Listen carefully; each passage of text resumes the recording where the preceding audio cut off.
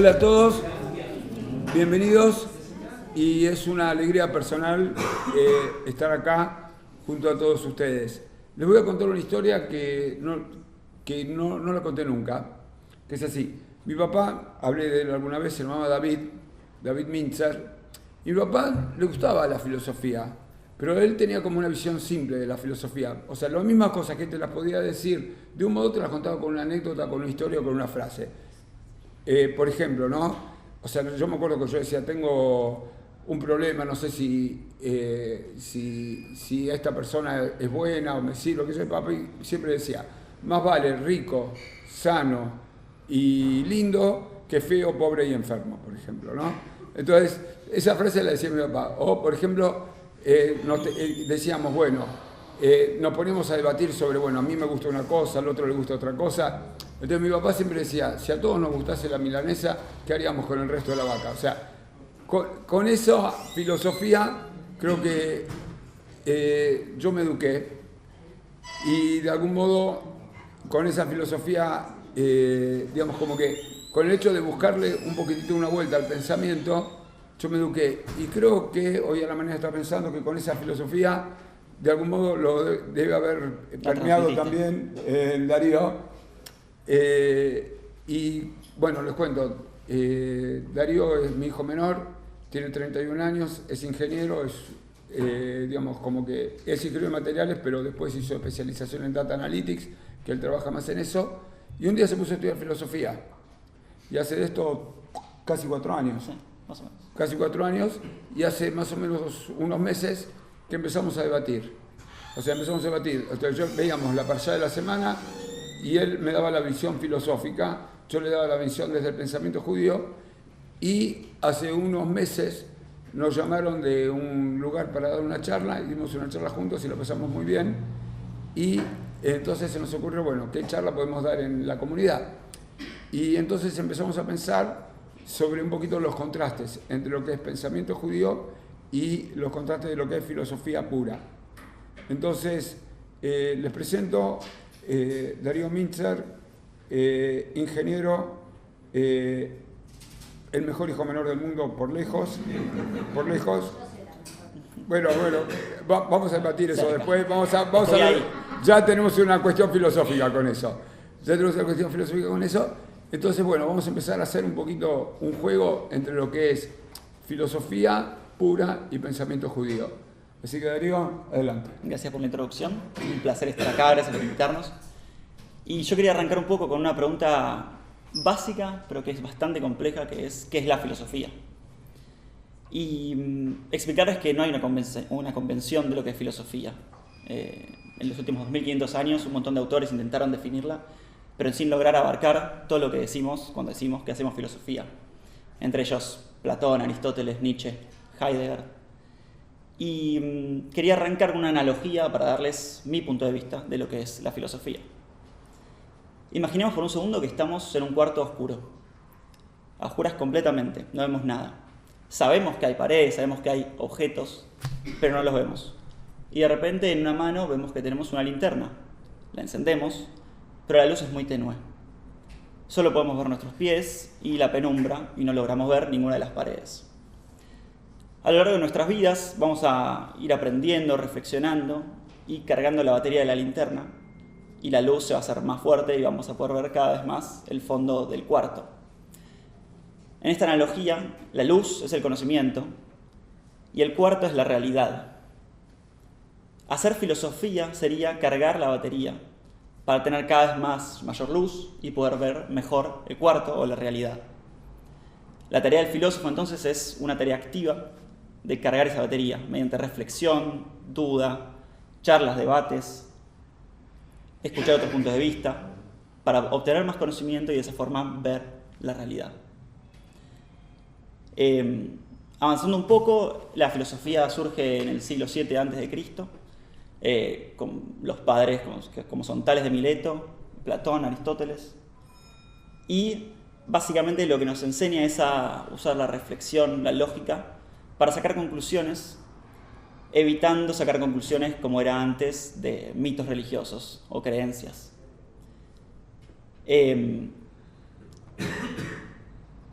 Un concepto importante a entender es que es el origen etimológico de la palabra filosofía, que parte de dos raíces: filia, o amor, en griego antiguo, y sofía, saber o sabiduría. De esa conjunción, de esa mezcla, tenemos lo que es el amor a la sabiduría, o la búsqueda de la sabiduría por parte del filósofo. Y los 5 rasgos de los que forma parte de la filosofía son los siguientes. Es una ciencia universal, es decir, o a diferencia de la biología, por ejemplo, que tiene como objeto de estudio los seres vivos, o la medicina, que tiene como objeto de estudio la salud del humano, por ejemplo, la filosofía tiene como objeto de estudio la realidad en su totalidad. Todas las ciencias entran dentro de lo que es filosofía. Su segundo rasgo importante es que es una ciencia de fundamentos o de raíces, donde la biología se pregunta por los seres vivos, la filosofía entraría y diría ¿qué es un ser vivo? ¿Qué significa ser? Por otro lado, es una ciencia crítica, busca reflexionar mediante razonamientos lógicos, no creencias, que es un poco la diferencia con el pensamiento judío. Exacto. Y por último, algo muy importante es que la filosofía surge a partir de la duda. El motor es el misterio, el asombro, la duda. El padre de la duda, diríamos que es Descartes, en el siglo XVII, un filósofo muy importante, que básicamente partió de dudar absolutamente de todo y encontrar una verdad absoluta. El pienso luego existo, que muchos debemos haber escuchado. Su única certeza era que existía, porque pensaba. Después igual otros autores lo debatieron, pero es el momento en el que se dudó de todo. Y para terminar un poco con esto de lo que es filosofía, quería invitarlos a practicar filosofía conmigo, mediante un ejemplo, un experimento teórico, si se quiere. Imaginemos por un segundo que estamos en Grecia, 300 años antes de Cristo, y recibimos una herencia, mucha plata. Y decidimos armar un barco. Contratamos a un piloto, contratamos al constructor de barcos y armamos un barco. Todo de madera, tela, etc. No sé muy bien de qué está formado un barco. Digamos madera y tela, por hoy está bien. Luego zarpamos. Navegamos por el Mediterráneo durante 10 años, por lo cual el barco se va lastimando, vamos cambiando las piezas, las telas, las maderas, y a la vuelta de los 10 años volvemos al mismo puerto, en Atenas, digamos. Al volver, ninguna de las maderas, ninguna de las partes del barco es la misma con la que partimos. Y les pregunto, ¿el barco es el mismo barco? El que quiera puede opinar. Esto está abierto a debate. Bueno, desde el punto de vista ingenieril, no. ¿Cómo? Racionalmente te diría que ¿Por qué? Racionalmente. cambiaste las maderas. Ese sería un punto materialista. Creemos que lo único que existe o que define al barco es su materia. ¿Por qué? A ver, el concepto del material está, digamos, está expuesto al medio ambiente, con lo cual tiene alguna que otra desgaste, aunque quizás no sea visible a simple vista, se recute el material con el paso de los años. Ahora, el concepto de el barco, sí, es el barco, sigue siendo el barco, pero tiene, digamos, kilómetros, digamos, recorridos, no sé. Claro. Es como si en vez del barco somos nosotros. Totalmente. Somos nosotros, como somos ahora, en un par de años, y afuera nos van a ver distintos, hay que ver si por dentro somos iguales. Totalmente. La pregunta que subyace a todo esto es, ¿qué hace a la identidad del barco? ¿Es su materia o es el concepto que nosotros tenemos del barco? Esas son dos corrientes filosóficas muy distintas, que es el racionalismo, por un lado, y el materialismo, por el otro. El materialismo se basa en que lo único que existe es la materia, las partes del barco en este caso. El racionalismo, por el otro lado, indicaría que el barco es el mismo porque nosotros tenemos el mismo concepto de barco y el fin del barco, el objetivo para el cual se hizo, es el mismo. Por lo tanto, es el mismo barco. Para resumir, no hay una respuesta a esto. Simplemente es un experimento para disparar estas cuestiones. Y como muy bien dijiste vos, en el humano pasa lo mismo. A lo largo de los años vamos cambiando todas las moléculas, todas las células, y eventualmente, en muchos años, cambiamos toda nuestra materia. Y sin embargo creemos que seguimos siendo los mismos. O no, depende de quién. Y de vuelta no tenemos una respuesta. No sabemos qué es lo que nos hace a nosotros ser lo que somos. Esa sería una pregunta mucho más importante de resolver. Y bueno, tenemos un montón de ramas de filosofía, como son la metafísica, que puede ser justamente, es la más profunda en realidad, que habla de Dios, que habla del alma, que habla de la realidad en tanto realidad. Está la ética, la filosofía política, la filosofía económica, la lógica, que puede ser más una herramienta para la filosofía que una rama en sí. Está la teología, que la única diferencia con la filosofía per se es que parte de un supuesto, que es la fe. La fe en que existe algo de lo cual no dudamos. La filosofía o la metafísica duda de todo. La teología no duda de que existe un ser superior, por ejemplo, un Dios. Y es un poco la conexión que encontramos nosotros entre la filosofía y el pensamiento judío. Así que los dejo con el Rab para que les introduzca un poco. Bueno, un honor, feliz de verlos a todos. Algunas cosas. ¿Cuál es la diferencia básica? Darío lo tiró un poquito medio por ahí, pero vamos a verlo un poquito más profundamente. O sea, ¿cuál es la diferencia entre filosofía y pensamiento judío? ¿Por qué no hay filosofía judía, digamos, para decirlo distinto? La filosofía parte de la base de que vamos dudando, vamos a ir haciendo preguntas y vamos a llegar a algún lugar. Nosotros con el pensamiento judío decimos, vamos a llegar acá. Después podemos hacer todo lo que ustedes quieran, pero no nos podemos mover de acá. O sea, no podemos decir, la Torah es falsa, por ejemplo. O no podemos decir, Dios es malvado, digamos. O sea, como que tenemos algunos lugares de los cuales no podemos movernos. Y a partir de ahí sí, podemos jugar, pero jugamos hacia un punto. Pregunta a la clase, pregunta pero me la hago a mí mismo. Pregunta a la clase, ¿es totalmente así? Respuesta, no sé si es totalmente así. Por ejemplo, vamos a empezar con algunos conceptos judíos básicos. Monoteísmo. Nosotros decimos que hay un solo Dios, digamos. ¿Siempre fue así en el judaísmo? Respuesta, no, y eso es claramente así. Vamos a nombrar un par de cosas. Por ejemplo, leímos Bereshit hace 5 semanas. Decimos, cuando estamos creando el hombre, hagamos un hombre a nuestra imagen y semejanza. Excuse me, ¿cómo un hombre a nuestra imagen y a nuestra semejanza? Dios podría decir en primera persona, hago un hombre, voy a crear un hombre a mi imagen y semejanza. Hay un Dios, está claro. Ahora, hagamos un hombre a nuestra imagen y semejanza, quiere decir como que hay muchos por ahí, no hay uno solo. Y estamos hablando de Bereshit, capítulo 1, ¿ok? ¿Qué es lo que leemos antes de la Meidá? Leemos, Mi kamoja ba'elim Adonai. O sea, ¿qué decimos? ¿Quién es como tú entre los otros dioses? Por un lado estamos diciendo, el nuestro es el más capo, ¿ok? Pero por el otro lado, ¿qué estamos diciendo claramente? Que hay otros dioses. Okay, entonces hay uno mayor y hay otros que están dando vuelta por ahí. O hay uno verdadero y otro falso, pero todos tienen algún tipo de identidad divina. ¿Okay? Entonces, nuestro judaísmo tuvo mucho de eso.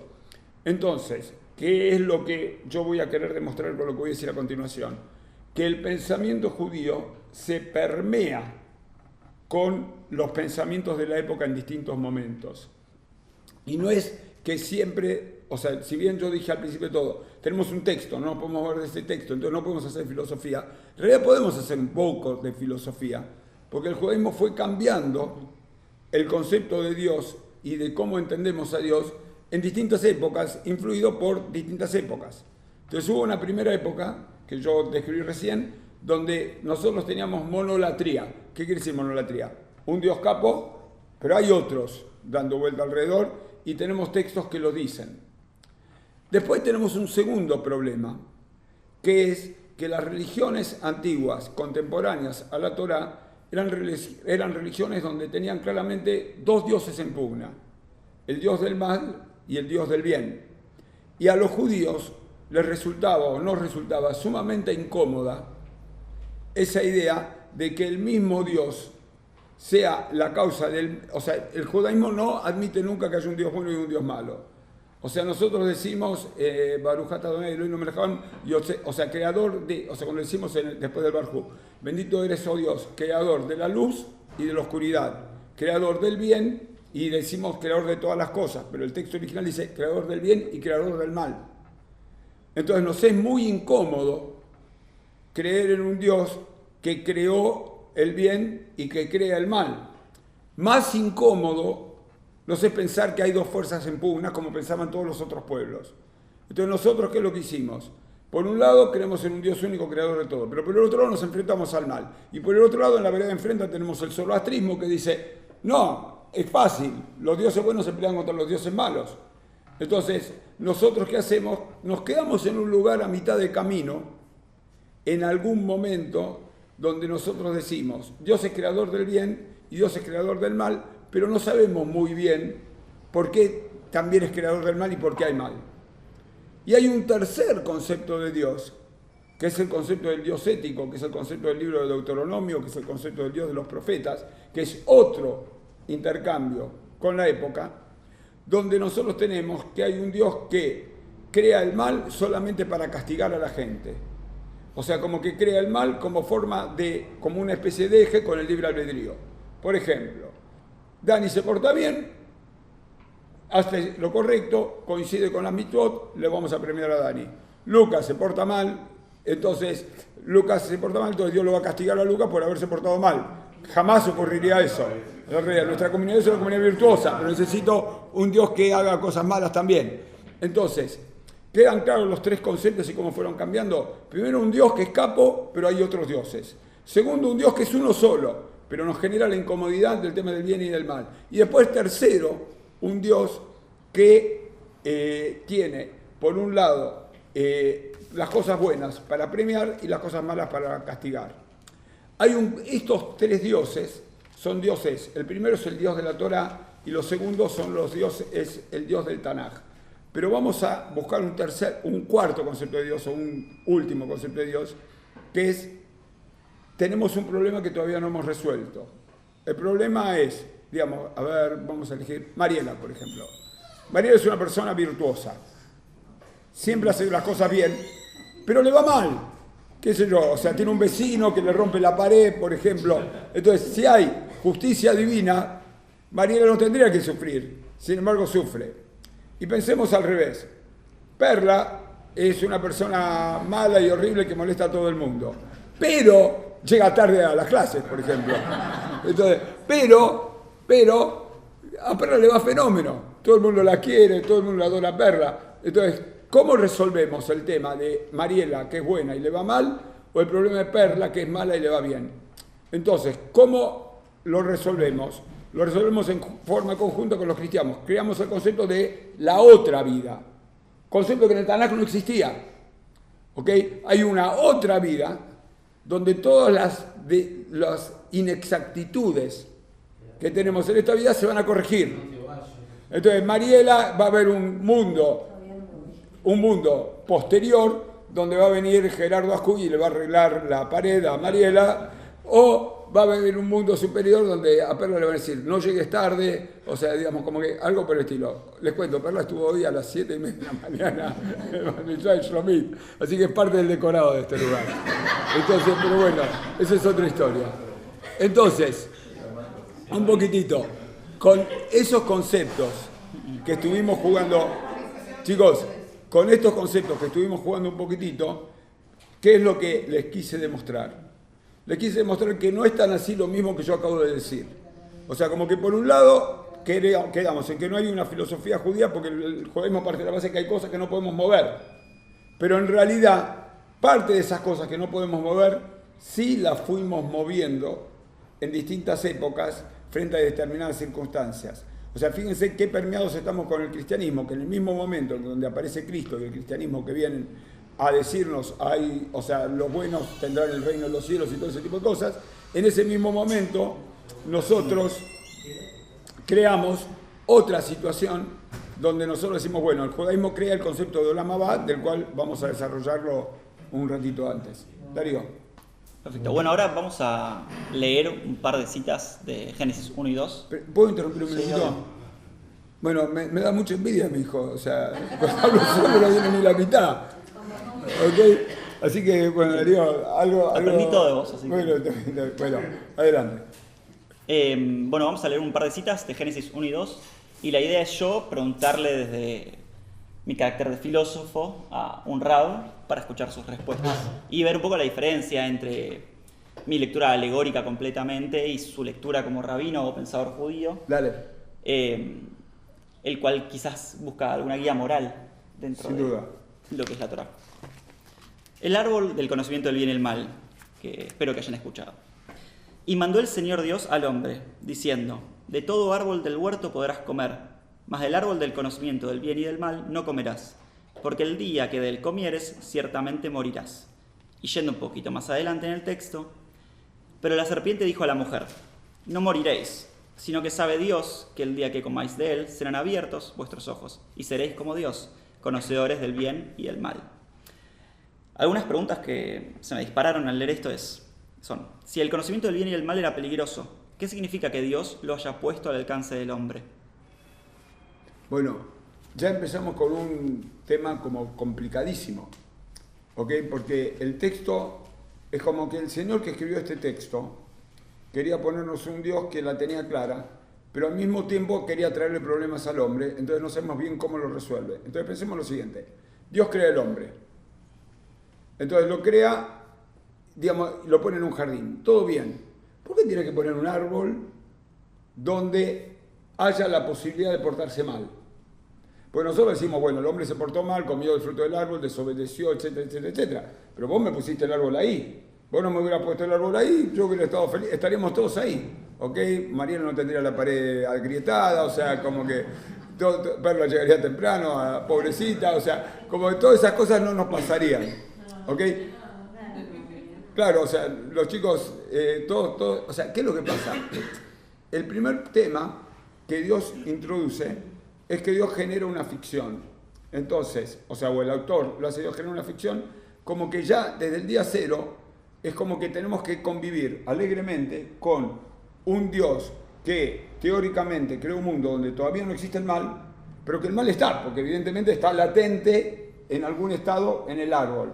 Entonces, desde el punto de vista del filósofo es inadmisible, porque no puede, o sea, es A o es B, no puede ser AB. Bueno, en el pensamiento judío todo el tiempo somos AB, en el sentido de que todo el tiempo decimos algo y lo contrario y tenemos que bancarnos. O sea, un poquito con, digamos, ustedes me tuvieron que escuchar por lo menos 2 o 3 veces diciendo lo siguiente: Dios crea al mundo en Génesis 1.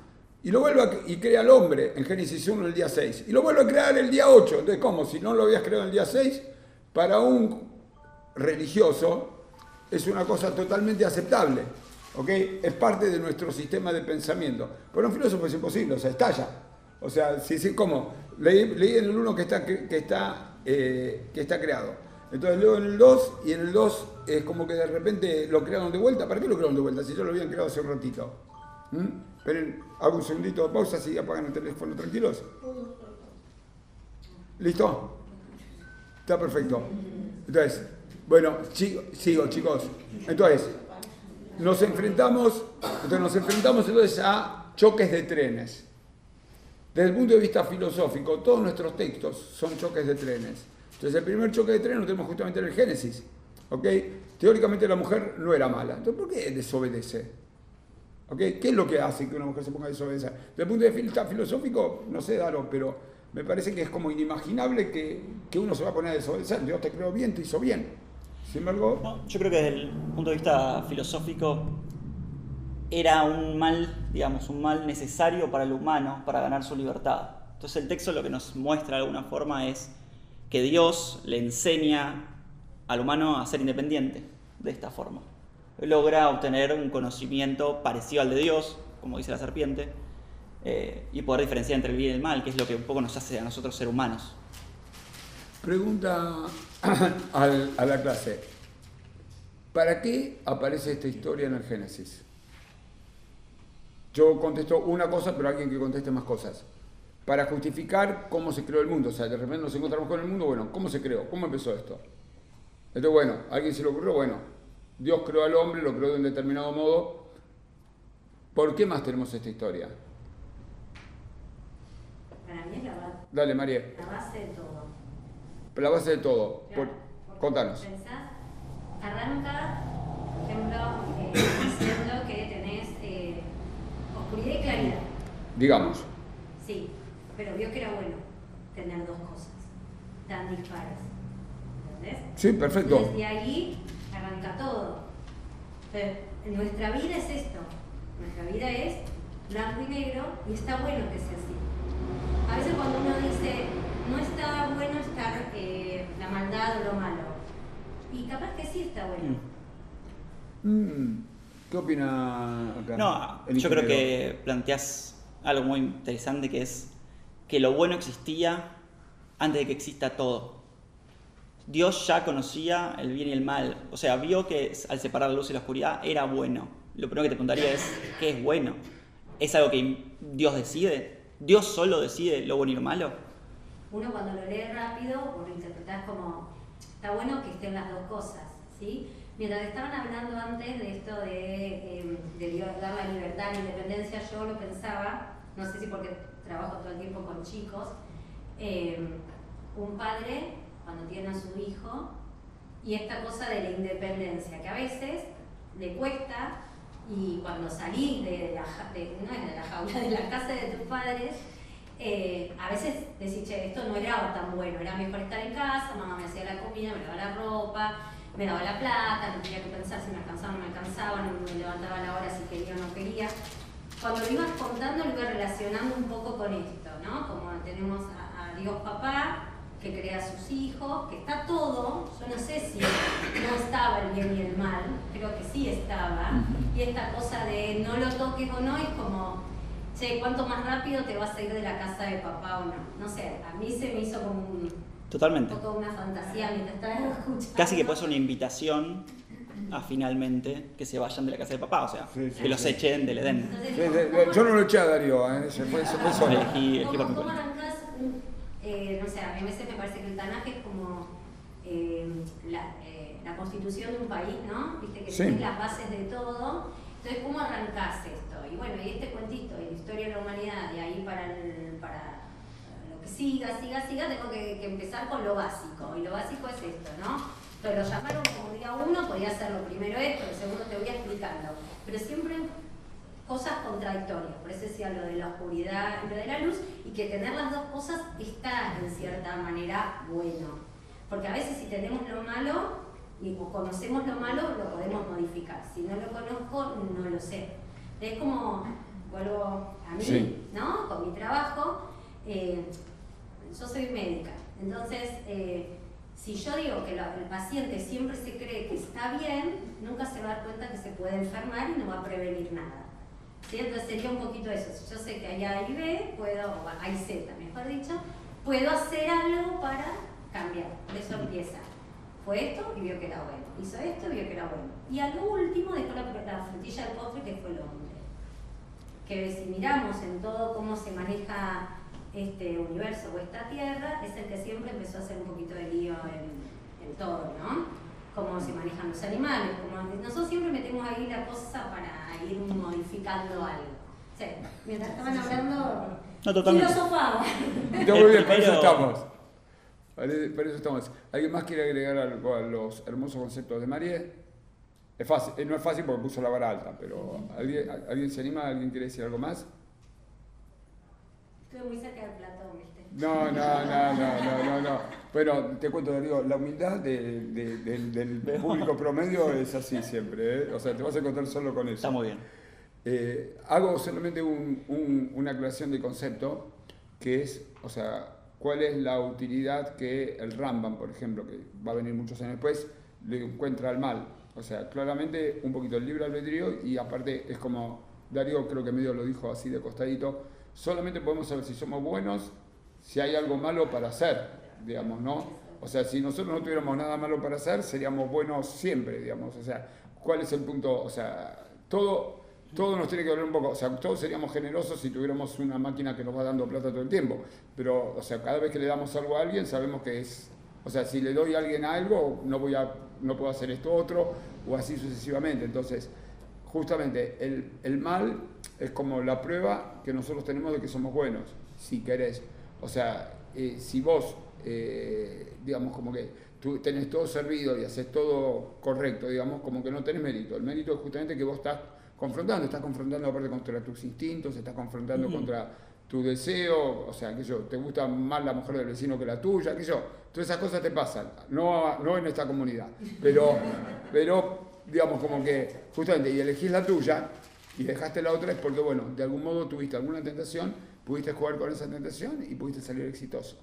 Bueno, Sí. Acá por acá dice que no Bueno, algunos no han salido todavía. Bueno, van a tener que hacer el lío va a hacer un recuperatorio que vamos a hacer, digamos, ¿no? También para explicar un poquito, pero bueno, en general están todos aprobados siempre cuando venimos acá. Bueno, una segunda cuestión que saco de este texto, Dale. muy relacionada a la filosofía del derecho, es Dios los castiga, es el pecado original, digamos, por romper con su prohibición. Sin embargo, ellos todavía no sabían lo que era el bien y el mal. ¿Cómo podemos castigar a alguien por hacer el mal sin saber que está haciendo el mal? Bueno, está claro por lo menos que hay una contradicción desde el punto de vista lógico del texto. O sea, vos te portaste mal, pero recién te enterás de que te portaste mal después de hacer el mal. Con lo cual, para el pensamiento judío es muy fácil eso, porque no nos molesta, ¿ok? A nosotros no nos molesta saber que, o sea, por ejemplo, hoy les cuento algo que no tiene nada que ver. Hoy a la mañana estuvimos en el Bat Mitzvah de Shlomit y alguien nos contó, o sea, estaba Mario, entonces Mario nos contó algo que había leído en un libro, que es verdad, que hoy justo lo leí también, que Abraham a la mañana decía a Shaharit que Yitzhak a la tarde incorporó la tefilá de Minjá y que Jacob incorporó la tefilá de Arbit. Ahora, estas tefilot se inventaron 1000 años después de Abraham, Yitzhak o Jacob. Sin embargo, para el hombre que interpretaba estas cosas no le era un problema. Era un problema. Bueno, Abraham se va a enterar de lo que va a pasar dentro de 1000 años y lo va a rezar tranquilo aparte. ¿Ok? Y después el otro va a incorporar lo de la tarde, que también se sabe dentro de 1000 años, y así sucesivamente. Entonces, imagínate, si estamos manejándonos con esa lógica, nos es como bastante fácil imaginar que el texto dice que no tenían conciencia del mal y del bien, pero que tenían plena conciencia, o sea, Adán y Eva no tenían conciencia del mal y del bien, porque recién la tenían cuando comen el fruto del árbol, pero tenían plena conciencia del mal y del bien antes de comer el árbol, porque Eva tenía plena conciencia de que estaba haciendo algo mal cuando agarraba el fruto del árbol y se lo convidaba a Adán. Y Adán le recordaba, che, escúchame, nos dijeron que no hagamos esto, o sea, como que hay y no hay todo el tiempo. Yo lo que creo también es que fuera de la prohibición, cuando Dios dice y se morirán, no importa el conocimiento del bien y el mal, sino que saben que se van a morir. Hay un castigo, seguro. Sí. Y que no es un castigo, simplemente es lo que sucede naturalmente, así como es de ese árbol. No es un castigo de Dios. Pero cuando la serpiente le dice no morirán, yo comí y no morí, se rompe totalmente ese hechizo, si se quiere. Y puedo comer libremente. Pues romper con la prohibición de Dios no es algo malo en mi cabeza. ¿Sabes? Me haces acordar un poco. Hay una película que se llama El hombre que inventó la mentira. Entonces, es con Rick Gervais y trata de un tipo que vive en un país donde nadie miente. Entonces la mujer le dice, un tipo le invita a salir a la mujer. Y la mujer dice, no voy a salir con vos porque tenés panza y porque en caso de que copulemos, vamos a tener hijos y yo no quiero tener hijos panzones, con lo tanto no voy a tener... Entonces el tipo, por ejemplo, se da cuenta que todos dicen la verdad. Entonces va al banco y dice, me tienen que dar, $200.000. El tipo dice, pero ¿cómo? Si hasta en su cuenta no hay $200.000.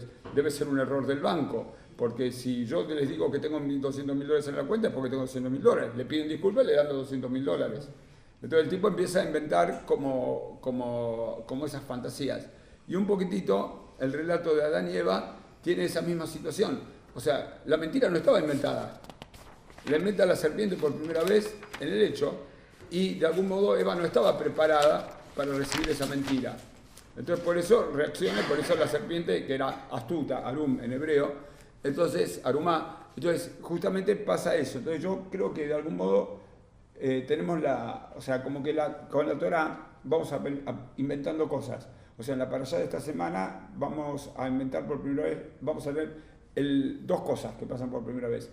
El primer entierro en la historia de la humanidad que va a ocurrir en esta parashá y la segunda y el primer romance, porque la primera pareja se forma en esta ciudad. Bueno, la primera mentira la dice la serpiente, ¿ok? Es como si querés, la primera invención humana la tiene la serpiente en el texto. ¿Pero miente la serpiente? La serpiente sí miente, porque la serpiente dice, no les va a pasar nada, o sea, como que lo que dice Dios es lo que dice es, mentira. no moriréis. Y no murieron. Y se murieron. O sea, que dijo la verdad. Se murieron los dos. El que mintió es Dios, en todo caso. Bueno, pero a veces no importa. Perdonen a los creyentes. Bueno, Bueno, ahí entonces le damos el crédito a la filosofía entonces. Quizás el término de morir como el Sí. concepto de morirse tenía que ser que pasar a ser mortales, no. Exacto. Que ahora vas a tener la posibilidad de morir. Ahora vas a tener Totalmente. poder que antes no la tenías. A ver, Daro, seguimos con texto. Pero en ese caso, ¿por qué otros animales sí pueden morir y no comieron del árbol del conocimiento del bien y el mal? Todos serían inmortales. Pero O sea, no pero pasaba en tampoco ese sabemos si el momento. texto Claro. no hace referencia a eso, que los animales sean por mortales. Está muy bien, Marisol, pero vos fíjate que, o sea, en ningún momento dice, o sea, estamos hablando de Adán y Eva, ¿ok? Entonces, no, Dios no dijo, si comen del fruto del árbol van a morir y por lo tanto se van a morir todos los animales que tenemos acá adentro. Suponete que Adán comió, qué sé yo, las vacas no comieron del fruto, o sea, qué sé yo, los rinocerontes, no, ninguno comió. El efecto dominio. Tal cual, bueno, el efecto, digamos, como que express, digamos, no estaba advertido siquiera. No, y aparte más adelante, ya no me acuerdo en qué parte de la Torá, Yo te ayudo. Dios, Va, creo. para castigar a los humanos, vuelve a reducir su longevidad. Vivían 1000 años. Sí. Si los vuelvo a criar. ¿Ustedes se acuerdan cuando es que Dios reduce la longevidad de la gente? Después de Noah. No, antes de Noah. Antes de Noah. A ver, por ahí me equivoco, pero si no me equivoco, en Génesis Pérez 4 se producen las famosas. Los ángeles vieron que las mujeres de la tierra estaban buenas. Entonces, que era el concepto por el cual, o sea, alguien se enamoraba de alguien por la apariencia, digamos, ¿no? Recién la primera mujer que es amada, no por su apariencia, es Rebeca, lo vamos a ver esta semana, pero hasta ese entonces las mujeres eran amadas por su apariencia. Entonces los ángeles vieron que la apariencia de las mujeres de la tierra eran buenas, entonces ¿qué lo hacen los ángeles? Bajan a la tierra y copulan con esas mujeres y nacen hijos, que es el único caso en toda la Torá donde tenemos mixtura entre el reino de los cielos y el reino de la tierra. Y esas uniones a Dios no le gustan. En general a Dios no le gustan las mezclas. Entonces, por eso es que Dios dice, bueno, por lo menos estas personas que se llaman Nefilim, que son los que cayeron del cielo, o sea, las mezclas de personas con ángeles, van a tener un corte y la gente no puede vivir más de 120 años. Pese a eso, Noah vive 900 y pico, y qué sé yo, ¿por qué? Porque suponen que el texto se escribió después y se insertó antes. ¿Ok? O sea, teóricamente, lo que marca el corte de la edad de las personas es la unión de ángeles con mujeres de la tierra, y esa unión genera seres raros. Entonces no queremos que sean inmortales, queremos que, o sea, así como Dios dijo, nos vamos a morir alguna vez, el episodio de los Nefilim, Génesis capítulo 4, dice que a partir de 120 años no puedes vivir. ¿Y quién fue la persona que vivió 120 años? Fácil, rápido, todos. Exacto. Perla va a ser siempre una de nuestras mejores alumnas. O sea, ubicarla. Hablaste mal de ella. No hablé mal de ella. Lo que pasa es que justo necesitaba un villano y cayó ella. Si no, jamás hablaría mal de Perla. Yo estoy en esta institución por Perla. Sí, claro. Lo dije públicamente, así que lo puedo volver a decir. Bueno, Totalmente. ¿alguna pregunta sobre todo lo que hablamos hasta ahora? Bueno, Seguimos pasamos entonces con la capítulo siguiente 2. cita. Cita 2. Vamos a Noah. Y dijo el Señor, borraré de la faz de la tierra a los hombres que he creado, desde el hombre hasta la bestia, hasta el reptil y las aves del cielo, pues me arrepiento de haberlos hecho. Pero Noah halló gracia ante los ojos del Señor. Noah era un hombre justo, íntegro en sus generaciones. Primero de todo, rápido, ¿por qué los peces no? Claro, o sea, fíjense, o sea, usted pregunta a la clase. Sobrevivían en el agua. Ustedes saben, bueno, bueno, No tenía cómo matarlos. Claro, tendría que haber hecho una sequía, entonces, pero Dios no elige hacer una sequía. Cuando el agua baja, Claro, y tampoco las aves. Bueno, Algunos peces se murieron. bueno, ¿me dejás, Daro? Sí. Fíjense, ustedes saben que hay un midrash famosísimo donde alguien pregunta por qué los peces no. Entonces, pregunta, ¿por qué los animales? La pregunta en realidad que nos tendremos que hacer es, ¿por qué los animales sí? Porque no podían nadar. No, pero ¿por qué los animales son borrados de la faz de la tierra? O sea, las personas sabíamos que eran malas, perversas, pero... No, pero por tu pregunta, Dios hubiera elegido otro método para matar, sí, hubiera querido matar también a los peces. Claro, y también hubiera podido elegir otro método si quería matar a las personas nada más. como Sodoma y Gomorra, quemó la ciudad donde estaban y, o sea, en Sodoma no se murió ni un perrito, digamos, no sabemos, pero suponemos que los perritos sobrevivieron porque el texto no nos habla de que hayan muerto los perritos. O sea, ¿qué es lo que pasa? Teóricamente, para explicar esto, los que explican estas cosas, los comentaristas, dicen así, que en realidad los animales, yo lo conté en la prédica, los animales se estaban mezclando entre ellos, o sea, teníamos rinoceronte vacas, o teníamos cocodrilas. ¿Cómo? Ese me gustó. Vacas y vacos, mosquita y mosquito, ¿eh? Claro, esto es bueno, o sea, como que parece que el toro vio a la elefanta y se enamoró, entonces salían aquellos elefantes con cuernos, cosas. Bueno, pero se Y los mezclaban. humanos también, con ángeles sobre todo. Bueno, entonces como que Dios dice, chicos, acá el sexo está desordenado. Entonces, las personas tienen sexo desordenado. Ojo con lo que se está pasando en la actualidad que se está diciendo. No, ahora es distinto, pero bueno, a ver. O sea, el señor que escribió este texto en esta época se pondrá a escribir de vuelta. Pero independientemente de eso, yo creo que hay una línea general en el texto. Ustedes saben, bueno, esto yo lo dije también en alguna prédica, el concepto de kilaim. No podemos mezclar semillas. Si vos tenés del reloj para acá semillas de uva, yo no puedo tener del reloj para acá semillas de cebada. Está prohibido, porque la mezcla va a ser rara. Ustedes saben que yo no puedo usar ropas de lana y lino en la misma ropa, eso se llama shatnez, está prohibido. No puedo tener animales que sean mezcla de animales, por ejemplo, la mula no podría ser, que es mezcla de caballo con burro, está prohibido, o sea, es un animal que el judaísmo repudia. Entonces, del mismo modo, digamos, como que hay una fantasía del autor bíblico de que si la única... ¿Cuál es el pecado que pueden hacer los animales? O sea, no prestan plata de interés, no roban cosas, o sea, ¿qué han pecado? Bueno, el único pecado que pueden cometer es la copulación cruzada.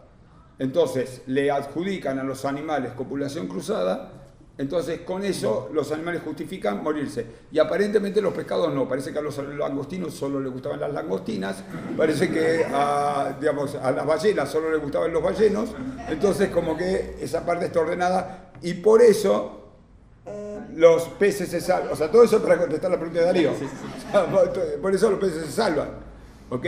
Pero seguimos teniendo el problema, o sea, y ahí contestamos dos preguntas. Contestamos la primera pregunta, que es ¿por qué los peces sí y el resto de los animales no? O sea, la segunda pregunta, ¿por qué los animales sí si no hicieron nada? Pero hay una tercera pregunta. ¿Dios no tenía previsto cómo iba a ser la gente antes de crearla? ¿Ok? Y esa pregunta es más difícil de contestar. ¿Ok? Además lo difícil sería si Dios Todopoderoso creó algo mal. Claro, o sea, absolutamente. Suponete que o sea, porque aparte, el tema de los animales. Borrón y cuenta nueva. No, borrón y cuenta también, pero no podés estar creando, no podés estar creando un mundo y la semana, una semana leemos que Dios creó el mundo y que lo creó y que estaba muy bien y que creó al hombre y todo ese tipo de cosas, y la semana que viene se dio cuenta que era una porquería lo que había creado. O sea, Bueno, pero si no lo crees se va a dormir. podría hacer muchas cosas. O sea, te contesto eso desde el punto de vista religioso, teológico, tradicional.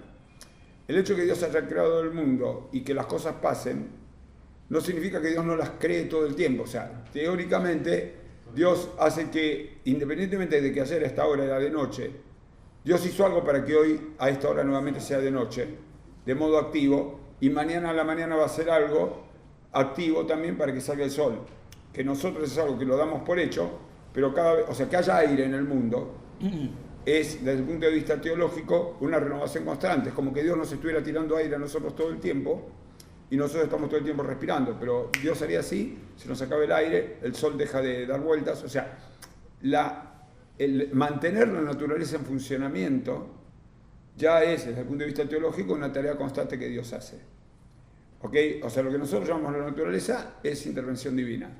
¿Ok? Desde el punto de vista del creyente, digamos, ¿no? Pero mantener al hombre en el buen camino también. Sí, pero ahí es más complicado, porque ahí es más complicado porque teóricamente estás así, es como que Dios dijera, creo el sol. Al otro día digo, no, está oscuro, creo 2 soles. Después dice, no, esto ilumina. Entonces saco el sol, pongo solamente la luna, pongo la luna a la tarde, pongo a las estrellas de mañana. No hace eso. Pone el sol una vez y lo deja. Pone la luna una vez y la deja. Deja las estrellas a la noche. Separa las aguas, no las vuelve a unir. Los ríos son ríos, los mares son mares, los cielos son cielos. Sin embargo, con nosotros, que somos parte de esa creación, es como que tiene como una actitud diferente. Entonces, vale lo que vos decís totalmente, pero es más raro como pregunta. ¿Okay? Es más fácil entender por qué la naturaleza funciona como funciona, la creó una vez y la dejó para siempre de ese modo, y a nosotros nos crea con una determinada naturaleza y después nos destruye. ¿Okay? Y nos vuelve a querer destruir varias veces.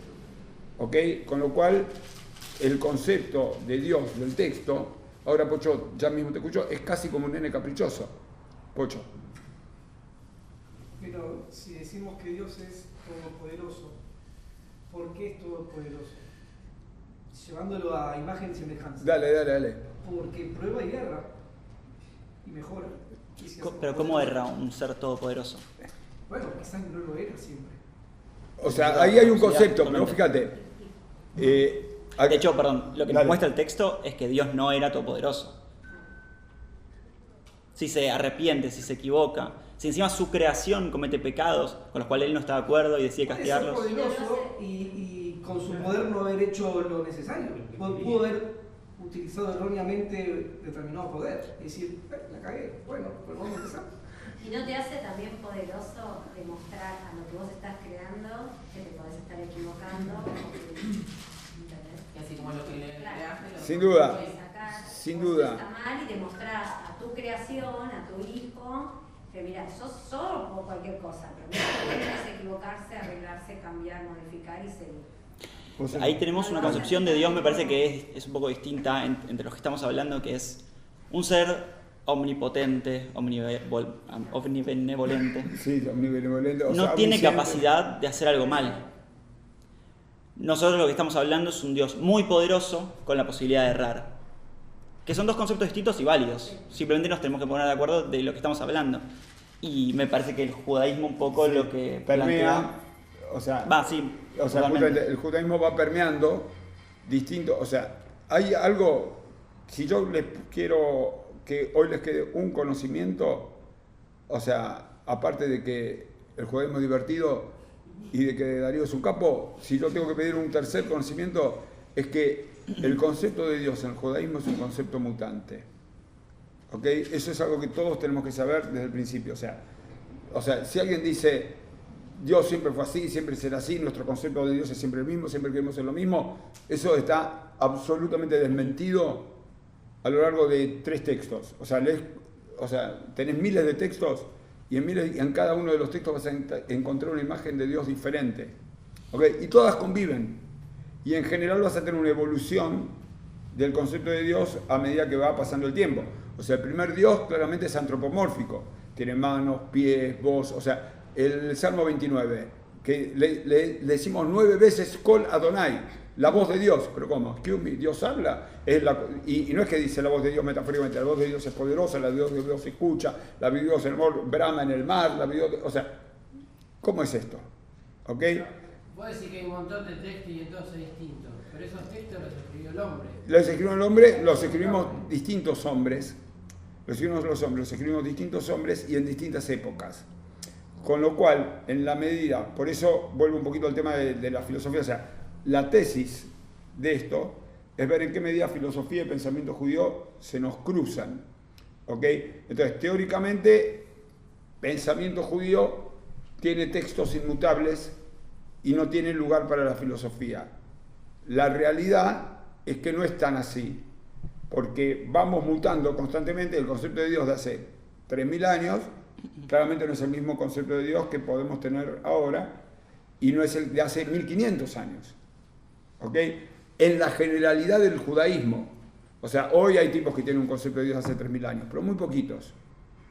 ¿Ok? En general tenemos o sea, por ejemplo, en el judaísmo hoy nadie discute el Olam Abba, que hay algo después de la muerte. Pero en realidad, hace 2.000 años para atrás, ni siquiera se conocía el concepto, ni siquiera se concebía ese concepto. O sea, las cosas terminaban en la tierra, la gente veía cómo enterraba a una persona, stop. Acá se acabó todo lo que había, no hay resurrección, no hay Olam Haba, no hay queso, no hay nada. ¿Ok? En algún momento alguien inventó el concepto, no, pará, hay algo después de la muerte. Es un concepto que en algún momento alguien descubrió. Y a partir de ese momento todos nos fuimos montando y generamos un judaísmo nuevo donde hay una concepción de un mundo por venir y donde hay una vida después de la muerte. Y ahora un comentario a eso.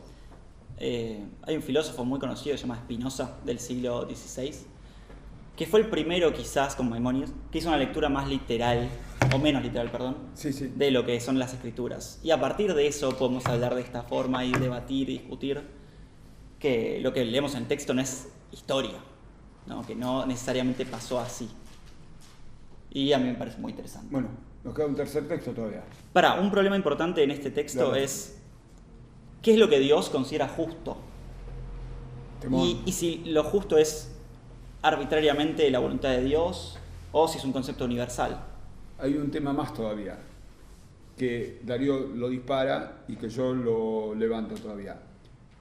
Nuestra concepción del bien y del mal es la misma concepción divina del bien y del mal, o nuestra concepción de justicia, porque nosotros determinamos valores y decimos son los valores que coinciden con los de Dios. Pero ¿estamos seguros de eso? ¿Ok? ¿Estamos seguros que, por ejemplo, que yo ayudar al tipo que pide comida está bien? Digamos, o sea, nosotros pensamos que está bien, y nosotros pensamos que coincide con la creación de Dios que está bien, y todos nuestros textos dicen que está bien. O sea, el texto bíblico, una de las cosas que es muy contundente, y el judaísmo hay algo que es muy contundente, que es lo que para la generalidad de la humanidad está bien, para Dios está bien. Por eso las buenas o malas acciones nuestras las llamamos mitzvot. ¿Qué son mitzvot? Son comandos. No es que tu propia lógica te lleva a hacer esto. O sea, Dios dijo, hace esto, con lo cual ayudar al pobre es una acción con la que coincidimos con Dios. Y lo que es justo y lo que es injusto, Dios lo determina muy claramente. Ahora, el judaísmo te dice eso, la filosofía no te dice eso. De hecho, la filosofía tiene una rama que es la ética, que estudia justamente qué es el bien y el mal. Y se permite dudar quizás de si existe el bien y el mal, o son conceptos nuestros nada más.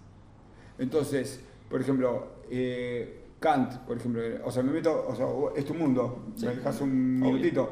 O sea, Kant dice, ¿qué es lo que, o sea, tiene un concepto que se llama el imperativo categórico?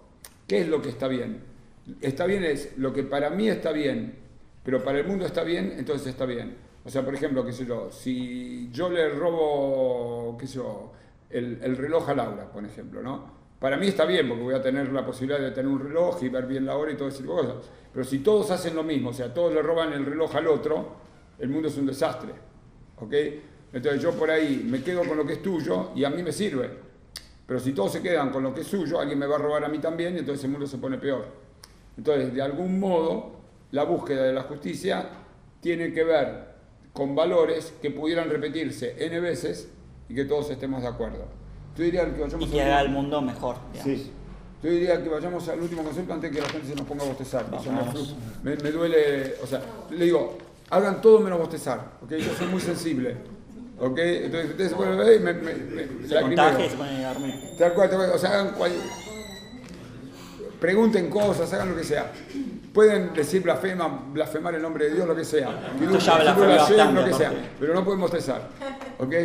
Claro, tercer texto. Bueno, vamos al pacto de Dios con Noah. Y dijo Dios, este es el signo del pacto que establezco entre mí y toda alma viviente que está con vosotros por generaciones perpetuas. Pongo mi arco en las nubes, el arco iris, como señal del pacto entre mí y la tierra.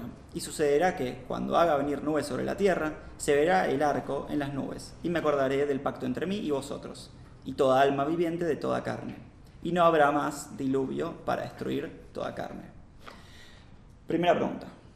¿Qué implica un pacto entre un ser infinito y seres finitos? ¿Es un pacto realmente equitativo o está simplemente Dios estableciendo una norma?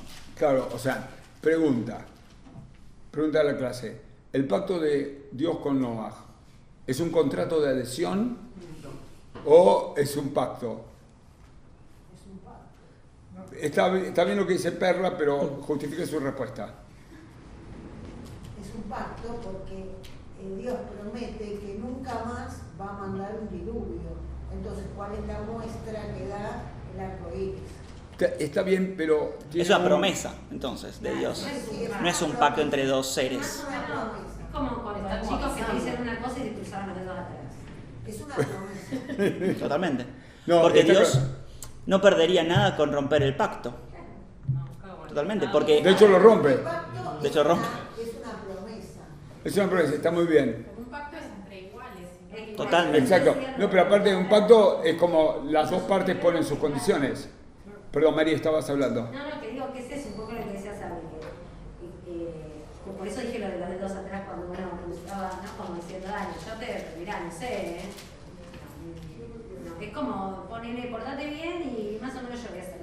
No, pero por ejemplo, Puedo cambiarlo. vos fíjate, el pacto que hace Abraham El con pacto, Dios. como dice ella, que tiene que ser entre dos cosas iguales. Como pasa, no sé, ahora que estamos muy en las guerras, si yo hago un pacto entre dos, quiero llegar Sí. a la paz, pero hay uno que sabemos que es menos, otro es más, Y ese es distinto. puede... Claro, pero fíjense ustedes, por ejemplo, perdóname, o tiene que María. darse una igualdad, por lo menos en lo que pone cada uno. Claro, es que escuchame, hay uno que te pudo tirar el diluvio y matarte todo, y otro, Y el otro- Y el otro nada. El otro ni se puede acostar con quien quiere. Claro, o sea, ni siquiera podemos tener qué sé yo, una noche romántica con una vaca. Qué sé yo, o sea. Sí. O sea, estamos muy limitados. Tal cual, estamos limitados. Entonces, no, pero más allá de eso, algo que hay una diferencia incluso, porque como bien dijo Perla, digamos como que Dios se compromete a hacer cosas, pero el hombre en realidad ni siquiera hace nada activamente, sino que es una declaración unilateral de Dios que el hombre obviamente acepta.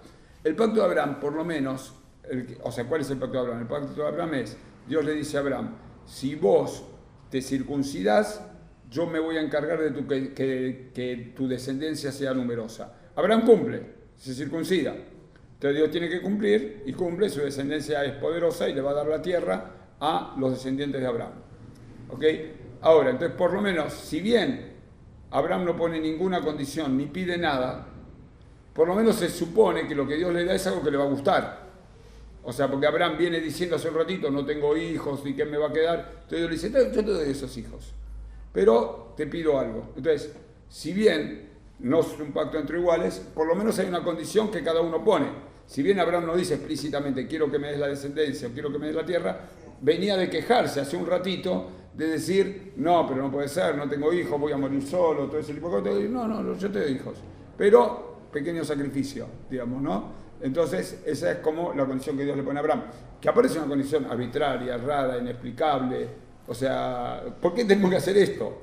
Digamos, ¿no? Y aparte fue Abraham que lo hizo y ya nos toca a nosotros también. Tiene varias pruebas. Sí. No es solo cortarse. Constantemente, Sí, después vinieron 10 pruebas, una detrás de la otra. constantemente se pone en juego la creencia y la fe. Exacto. En todos los momentos.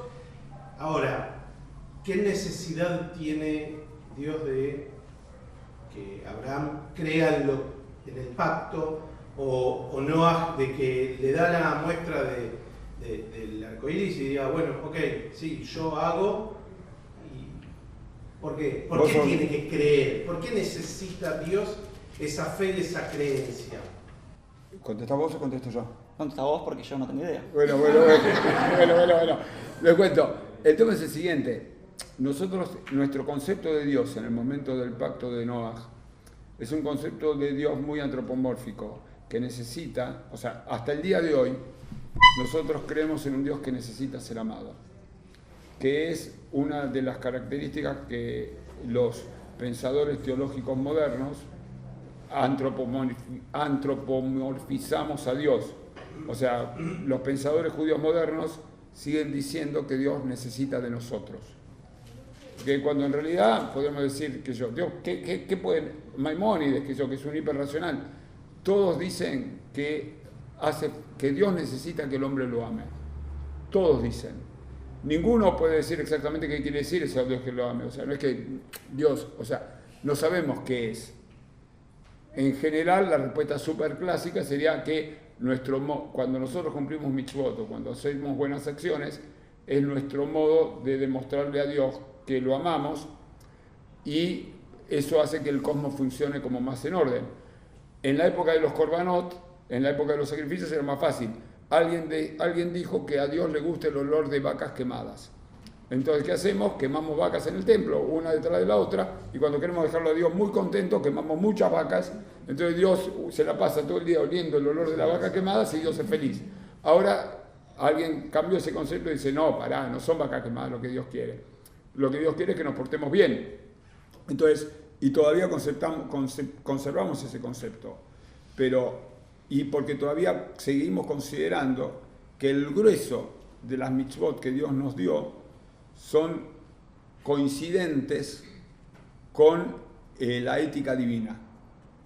Digamos, lo cual, sí. Lo que entiendo en todo, desde el momento en que Darío habló del barco, sí, que le empezás a cambiar piezas, es lo que Dios constantemente fue buscando para el ideal del ser humano. ¿Cuál es el ideal? Nadie lo sabe. Vamos y cambiando. Es lo mismo que pasó con los 40 años en el desierto. Claro, totalmente. Que había que ir cambiando para llegar con otra mentalidad. Bueno, constantemente Dios pone pruebas para ir mejorando la raza, por llamarlo de alguna manera. No, pero la especie. Suena feo, pero es evolución, para continuar con la evolución. Hasta es darwiniano ese concepto, si querés. Pero es un darwinianismo ético, si querés. Y lo mismo ocurre con el bien y el mal, el día y la noche. Te va poniendo cosas para que vos logres identificar si realmente crees que las cosas están bien o están mal, porque como dijeron antes, si no conoces que hay un mal, tampoco podés identificar el bien. Sin duda. Entonces, de esta manera, uno puede elegir, decir, bueno, yo voy por este camino porque es lo que está bien, pero es lo que está bien para mí. Porque van a haber otras personas, el que roba, y tenés algunos que consideran que está bien el robar. Obvio, totalmente. Bueno, vos tenés más, yo tengo menos. El camino del bien es ese, y bueno, son interpretaciones y son maneras de ver la vida. Igual con esto que voy a decir, que siempre quiere que lo amen, o el concepto de... El concepto filosóficamente aceptado dentro del judaísmo, sí, en todos los pensadores, es que Dios necesita de nosotros. Bien, ¿y no te parece que el hombre siempre necesita de otro que lo ame y que...? Sí, sin duda. Somos socios en la creación, nos necesita. Exactamente. Y es un concepto que el judaísmo mantiene. O sea, el Mika Moja Belim Adonai no se mantiene más. Pero el concepto de que somos socios de Dios en la creación es un concepto del día cero para la humanidad hasta el día de hoy y nadie lo cambió. Claro, ¿algo para contarle a la gente? No, si quieres ir cerrando. Bueno, algunos conceptos básicos para cerrar. Primer concepto, quiero levantar un poquito el concepto de Dude o el concepto de Mariela. Somos seres en constante evolución.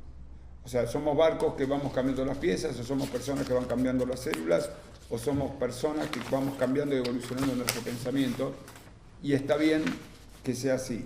Segundo concepto, también lo trajo Darío, o lo trajo Dude, no Darío, o sea, Dude se llama Darío, pero bueno, lo trajo Dude para distinguir al Darío filósofo del Darío pensador. Entonces, también está el tema de cómo nos tomamos los problemas o los inconvenientes, que tenemos la habilidad de verlos como desafíos. Entonces, en la medida que nosotros tenemos un problema y lo podemos ver como un desafío, tenemos más posibilidades de salir adelante y resolverlo que si no lo tomamos así. Tercer concepto, estamos, como dijo Darwin, o sea, me gustó el concepto darwiniano tuyo, pero como un darwinianismo ético. Vamos mejorando nuestra concepción de la humanidad y vamos haciendo un judaísmo mejor y vamos construyendo un mundo mejor. El otro día, hoy estaba hablando, creo que, no me acuerdo si con Luis o con alguno, y que justamente en este momento estamos justo en particular donde el mundo está gobernado por mucha gente loca. O sea, nuestro presidente está un poco loco, el presidente de Estados Unidos nuevo está un poco loco, el presidente de Israel está un poco loco, el Papa está un poco loco. No nos es fácil generar ejemplos. Entonces, por ahí, ponernos a pensar y juntarnos entre todos sirva a modo de ir por lo menos generando pequeños lugares donde vamos generando un concepto de vida un poquitito mejor. Cuarto, voy a decirlo anteúltimo, después voy a decir Darío, yo después voy a decir el último renglón. Gracias por venir.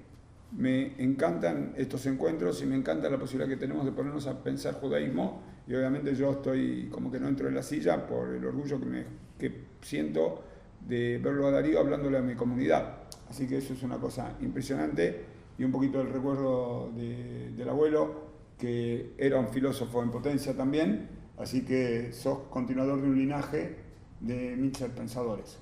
Ahora sí, te queda el final. Bueno, yo un poco el concepto que quiero que se lleven es la importancia de dudar, de no tomar todo lo que nos dicen, todo lo que leemos de forma estricta y no cuestionarlo. Así como la filosofía tiene el motor de la duda, el pensamiento judío también lo tiene. Y me parece importante para que crezcamos y también para que rompamos con las típicas grietas que estamos viendo hoy en día en Argentina, por ejemplo. El romper con el fanatismo, quizás, ¿no? Y empezar a dudar que uno se puede equivocar y escuchar al otro, sobre todo escuchar al otro. Y después cerrar con algo que dice otro filósofo alemán, cito muchos filósofos, lo cual lo hacemos todos los filósofos, a Leibniz, alemán, el cual dice algo de lo que estabas hablando vos: este mundo, esta realidad que vemos, es una y la mejor de todas las realidades que Dios vio en el momento de la creación. Dios, con todo su poder, podía ver todas las realidades que iba a crear y decidió crear esta, la mejor. Así que nada, estar contentos e intentar junto a Dios mejorar esa realidad. Bueno, un honor estar con todos ustedes, los adoro, gracias por venir. Mañana es Shabbat, así que mañana empezamos a encontrarnos de vuelta. Esta fue la anteúltima charla que dimos este año, todavía nos queda la de Alea Bruch y después terminamos. Sepan que son la mejor comunidad del mundo por mucha distancia con cualquiera de las otras. Y bueno, gracias por venir, por acompañarnos y por hacernos felices. Gracias a Darío.